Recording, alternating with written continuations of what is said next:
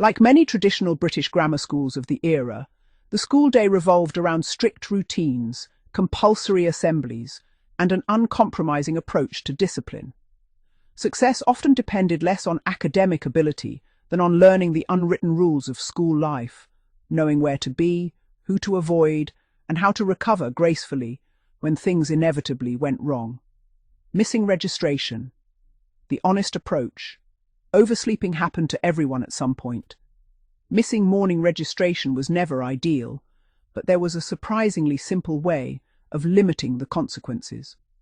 The best course of action was to find your form teacher immediately after assembly and before the first lesson began. A straightforward apology, coupled with accepting responsibility for arriving late, usually went a long way. Teachers had heard every excuse imaginable. They could spot an implausible story a mile away, so trying to explain your absence with some wildly improbable tale was rarely worth the effort. A simple admission that you'd overslept was often received far more favourably than an elaborate fabrication. Many teachers respected honesty, even when they couldn't overlook the lateness itself.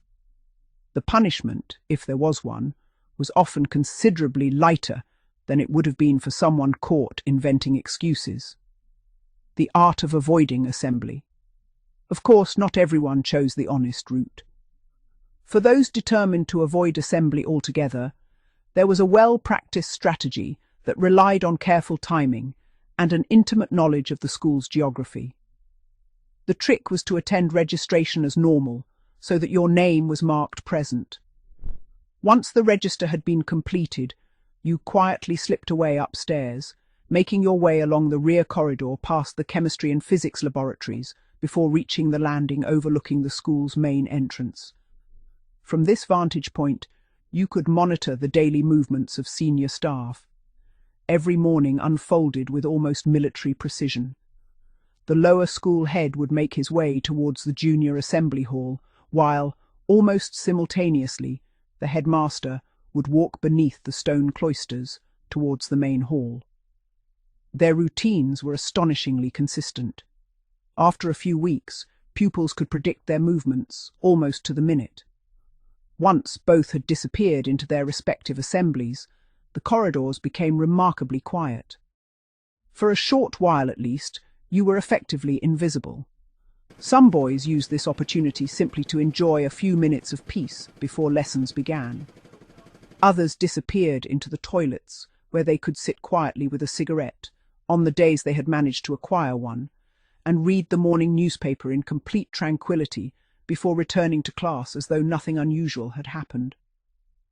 It was hardly an official morning routine, but for those who disliked assembly, it became something of an art form. Discipline was simply part of school life. Looking back, one of the most striking differences between schools was not whether corporal punishment existed, but how frequently it was used. Some schools employed it only for the most serious offences. Others regarded it as a routine disciplinary measure that sat comfortably in the middle of a broad range of punishments. At our school, it unquestionably belonged to the latter category. With more than 1,000 pupils on roll, discipline was administered by several members of the senior teaching staff. Responsibility did not rest solely with the headmaster. Housemasters and other senior teachers were also authorized to deal with disciplinary matters, creating a system in which punishment could be delivered quickly whenever staff felt it necessary.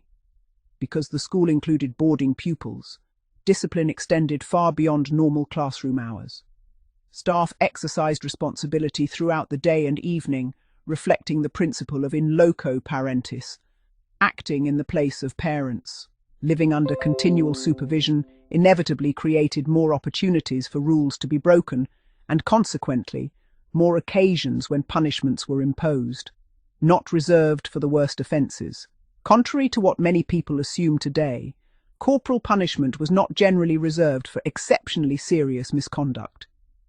Persistent lateness, missing detention, smoking, repeated disobedience, poor attitude, or simply accumulating too many minor offences could all eventually result in a visit to the headmaster's study or another senior teacher's office.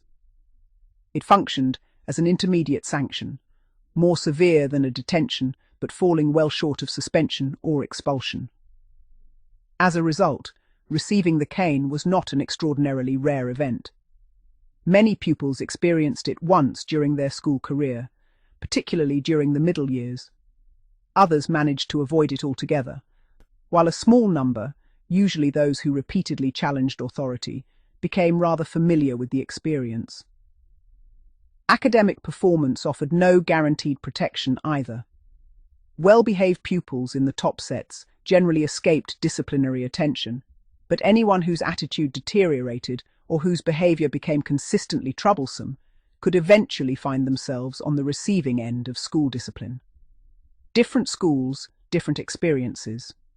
Comparisons with other grammar schools reveal just how much disciplinary culture varied from one institution to another.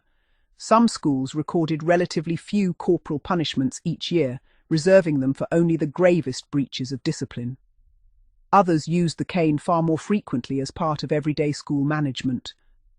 With well over 1,000 boys attending and several senior staff empowered to administer corporal punishment, it was entirely possible for multiple punishments to be carried out on a single day, particularly following repeated offences such as smoking or failing to attend detention.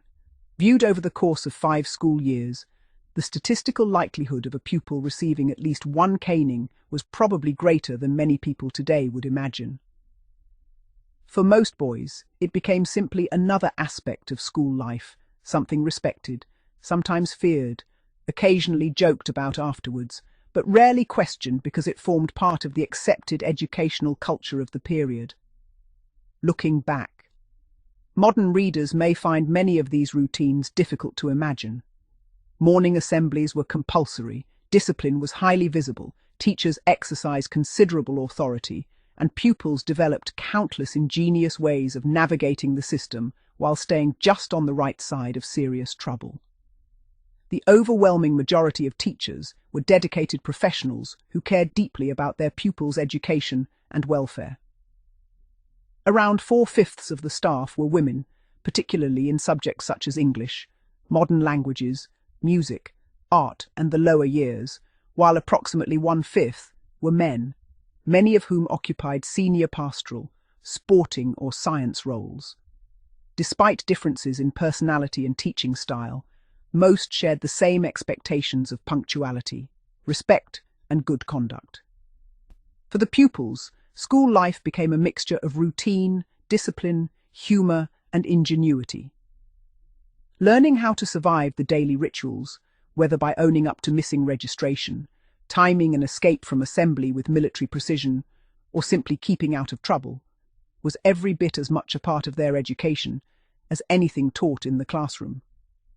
As Leonard Cohen later wrote in The Future, "When they said repent, I wonder what they meant."